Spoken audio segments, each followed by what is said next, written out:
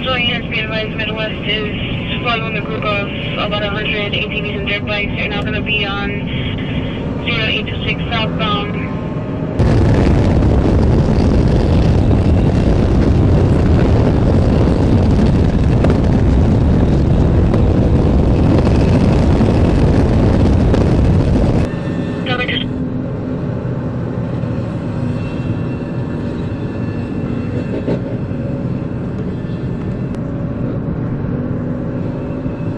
Stay in about 80.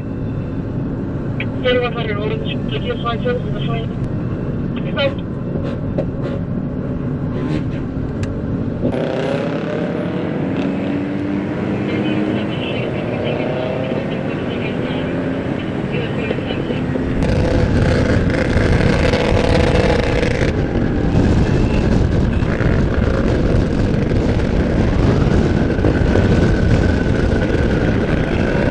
Miami-Dade police cracking down on those breaking traffic laws, arresting nearly 24 people in their Good Vibes Only initiative. It targets those who ride ATVs and dirt bikes illegally on streets, roadways, or highways.